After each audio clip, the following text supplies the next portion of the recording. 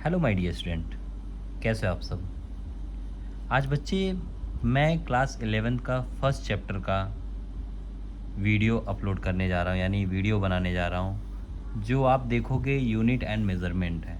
आपका first chapter और first unit जिसको हम कहेंगे वो है यूनिट एंड मेज़रमेंट।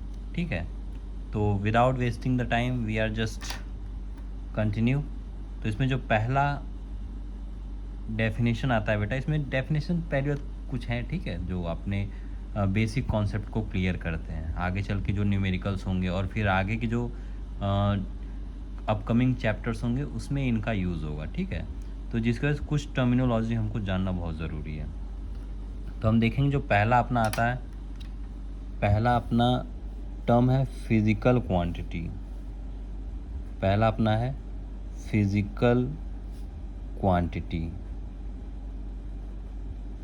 तो बेटा इसके लिए कंफ्यूज नहीं होना है, ठीक है, इसीलिए मैं केवल टर्म्स को पहले देख रहा हूँ ताकि आपको कभी टर्म्स से रिलेवेंट कोई प्रॉब्लम ना हो। अगर टर्म्स हमारे क्लियर नहीं होते तो हमको कोई कॉन्सेप्ट नहीं समझ आता है। तो जो ये टर्मिनोलॉजीज़ हैं ये सब पूरा आपका क्लियर होना चाहिए। ठीक है, यानी इसका सिंपल सा डेफिनेशन है विच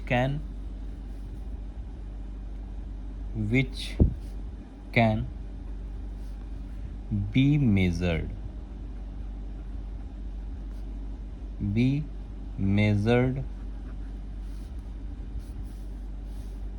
जो केवल जो ऐसे फिजिकल क्वांटिटी जिसको हम मेज़र कर सकते हैं। ठीक है, जैसे टाइम को मेज़र करना हो गया, ठीक है, लेंथ, वेट, हाइट, ये सारी चीज़ जितने फिजिकल क्वांटिटी अगर हम जिसको मेज़र कर सकते हैं वो फिजिकल क्वांटिटी है। ठीक है, दूसरा हम ये देखेंगे इसी में, और by which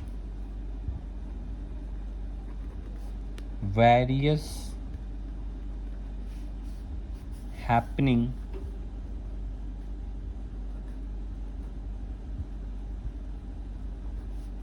can be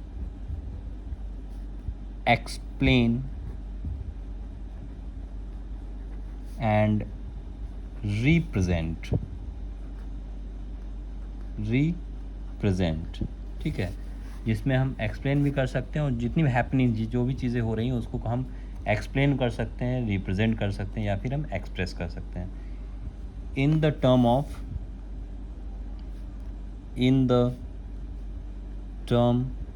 of क्या, फिजिकल लॉ और इक्वेशन। जैसे first equation of motion, second equation of motion, सबका जैसे इक्वेशन होता है ना बेटा, यानी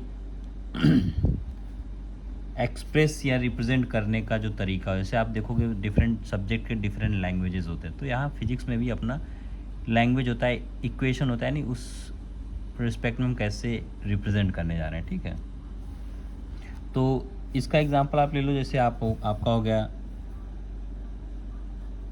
इसका एग्जांपल जैसे आपका हो गया टाइम, मास, लेंथ। ठीक है, तो ये और भी ऐसे जो हैं आप देखोगे रिप्रेजेंट किए जा सकते हैं। टाइम को मेज़र करना है, प्रेशर को मेज़र करना है, तो ये सब these are the physical quantities. और इसका जस्ट अपोजिट एक होता है नॉन फिजिकल क्वांटिटी। ये होता है नॉन फिजिकल क्वांटिटी।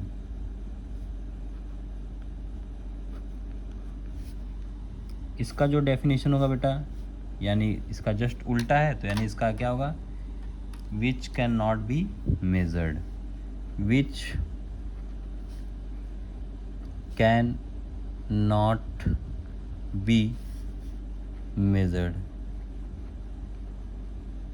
ठीक है, यानी ये मेज़र किया नहीं जा सकता।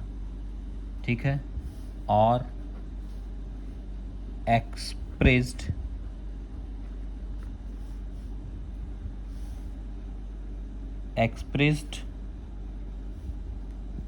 in term of physical law and law बोल दो या फिर और इक्वेशन, ठीक है। उसी को हम क्या कहेंगे, are called non physical quantity, ठीक। तो जैसे आप देखोगे ऐसे फिजिकल क्वांटिटी, जैसे मानो आप हेयर, आपको कोई बोल दे मेज़र करो, ठीक है, काउंट करो कितना हेयर आपके बॉडी में, आपके बॉडी यानी आपके हेड में कितने हेयर है, तो इसको काउंट करना इम्पॉसिबल सा होता है। तो इसका जो है यानी ये नॉन फिजिकल क्वांटिटी, यानी इसको एक्सप्रेस किया नहीं जा सकता। जैसे आप देखोगे नंबर ऑफ हेयर, या फिर आप मानो जैसे आकाश में स्टार्स हो गए उनका, ठीक है, यानी नंबर ऑफ स्टार्स, तो इनको मेज़र करना बहुत मुश्किल होता है। तो अगर हम देखना चाहें प्रेजेंटेशन ऑफ फिजिकल क्वांटिटी, यानी फिजिकल क्वांटिटी को हम प्रेजेंट कैसे करेंगे, प्रेजेंटेशन ऑफ या रिप्रेजेंटेशन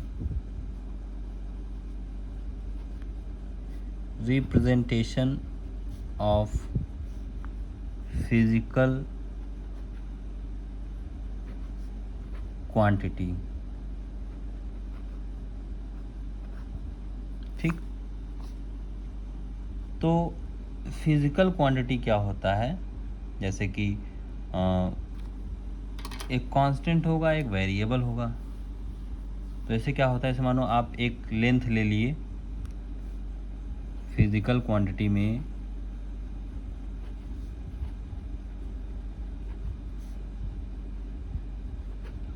जैसे मानो लेंथ हो गया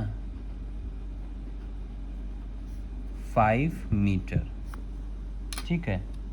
तो फिजिकल क्वांटिटी का फॉर्मूला होता है, फिजिकल क्वांटिटी का फॉर्मूला होता है नंबर और यूनिट।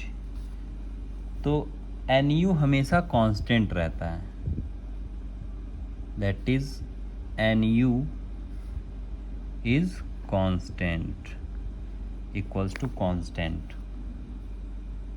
तो इसमें जो निकल के आएगा बेटा, N और U दोनों ही एक दूसरे के इन्वर्सली प्रोपोर्शनल होंगे, यानी आप देखोगे N is inversely proportional to the U, and ऐसे ही U is inversely proportional to the N, ठीक है। इसका नेक्स्ट टॉपिक आता है अपना नीड, यानी ज़रूरत क्या है मेज़रमेंट करने की, ठीक है। ज़रूरत ही आखिर क्यों है मेज़रमेंट करने के लिए, need of measurement, need of measurement. अगर मेज़रमेंट ना किया जाए तो क्या प्रॉब्लम है, जैसे बहुत सी चीज़ें डेली लाइफ में बेटा हमको मेज़र करना बहुत ही ज़रूरी होता है, लेकिन हम यहाँ क्या देखेंगे, यहाँ हम ऐसे समझेंगे टू कैलकुलेट, पहला इसका नीड है टू कैलकुलेट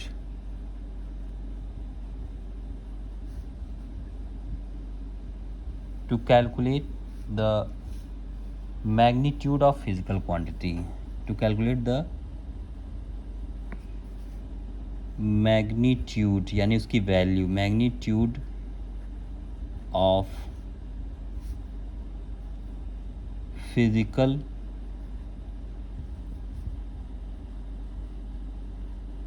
quantity, ठीक है। या दूसरा इसको मान लो to compare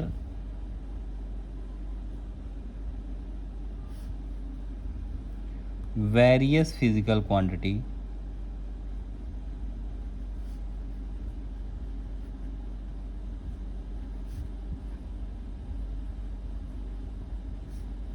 various physical quantity measurement is must, measurement is must, यानी ये बहुत ज़रूरी है। ओके, नेक्स्ट आते हैं बेटा जो ये भी इम्पॉर्टेंट है, यानी हम देखेंगे टाइप ऑफ फिजिकल क्वांटिटी। इसमें क्या होगा, टाइप ऑफ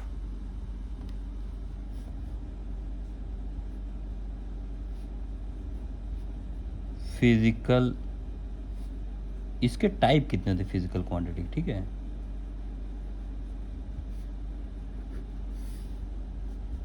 इसके टाइप कितने होते हैं उसको हमको देखना है। तो पहला जो टाइप होता है बेटा, पहला टाइप होता है फंडामेंटल, फंडामेंटल। देखो इसके कई नाम होते हैं, ठीक बेटा, जैसे मानो इसको फंडामेंटल भी बोल सकते हो और बेस बोल सकते हो, बेस क्वांटिटी बोल सकते हो, या फिर इसको एब्सोल्यूट। टर्म्स में हमको नहीं कंफ्यूज होना है, ठीक बेटा। Absolute physical quantity, okay.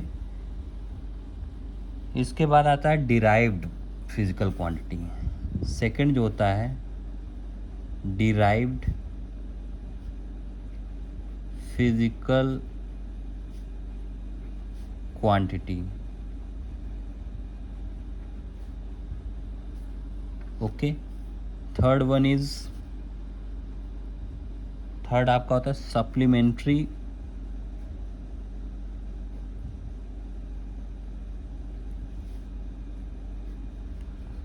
Supplementary physical quantity,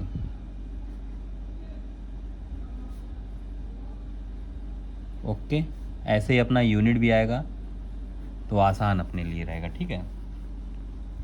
तो जो अपना फंडामेंटल क्वांटिटी है बेटा, जो अपना फंडामेंटल क्वांटिटी है, इसको हम पहले स्टडी कर लेते हैं। फंडामेंटल क्या होता है, विच आर इंडिपेंडेंट, यानी किसी पे डिपेंड नहीं होता। Those physical quantity which are independent,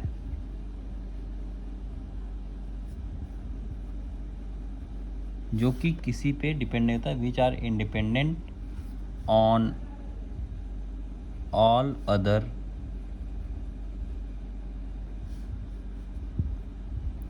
physical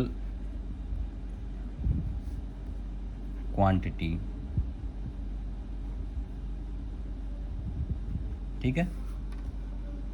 और इसका जैसे एग्जांपल हम देख लेंगे बेटा, इसका एग्जांपल जो होगा मास, मास हो गया, टाइम हो गया, हाँ, लेंथ हो गया। अब इसको हम लोग डिस्कस करेंगे, ठीक है। लेंथ हो गया, टेम्परेचर हो गया, फिर इसके बाद ल्यूमिनस इंटेंसिटी हो गया, इंटेंसिटी हो गया, फिर इसके बाद amount of substance,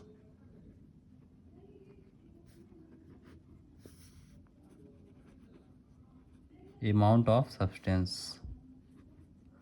timing video बनाने गलत है बेटा, क्योंकि बगल वाले घर में शोर हो रहा है, ठीक है। इसके बाद सेकंड वाले को हम आते हैं, देखते हैं। जो अपना है सेकंड वाला क्या था, डिराइव्ड यूनिट या derived physical quantity, physical quantity,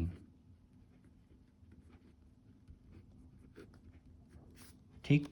derived physical quantity, तो ये क्या होता है बेटा, ये होता है विच आर डिपेंडेंट, ये होता है, ये डिपेंड होता है, ठीक है। या ये बना होता है किससे, which are derived by fundamental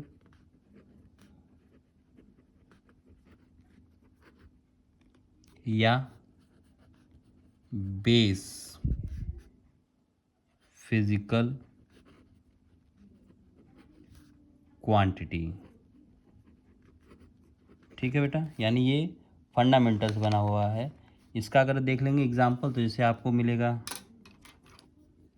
जैसे मान लो एग्जाम्पल क्या है, ये नहीं सर चल रहा है। एग्जाम्पल जैसे हम देख लेंगे, ये क्या है, स्पीड। स्पीड का जो फार्मूला होता है डिस्टेंस अपॉन टाइम होता है। तो डिस्टेंस का यूनिट क्या होगा बेटा, मीटर, सॉरी फिजिकल क्वांटिटी है ना, हाँ। तो यानी इसमें क्या हो जाएगा, सिंपल, यूनिट हमको निकालने की ज़रूरत नहीं है। यानी ये भी खुद में फंडामेंटल है, ये भी खुद में फंडामेंटल है। और ऐसे ही आप देखोगे नेक्स्ट, जैसे एक्सेलरेशन, ये जैसे स्पीड क्या हो गया, डिराइव्ड यूनिट हो गया, डिराइव्ड फिजिकल क्वांटिटी हो गया स्पीड। और ऐसे ही एक्सेलरेशन भी डिराइव्ड फिजिकल क्वांटिटी है। ठीक है, एक्सेलरेशन भी अपना डिराइव्ड फिजिकल क्वांटिटी है। फिर इसके बाद ऐसे फोर्स भी अपना होगा, इसको भी आगे देखेंगे हम लोग कैसे इसका बनाया जा रहा है फॉर्मूला। यानी force equals to mass into acceleration, mass और एक्सेलरेशन खुद में दूसरे से बना है, यानी ये सब क्या है, डिराइव्ड है, दूसरे से बने। इम्पल्स, ठीक, स्ट्रेन, स्ट्रेस और सरफेस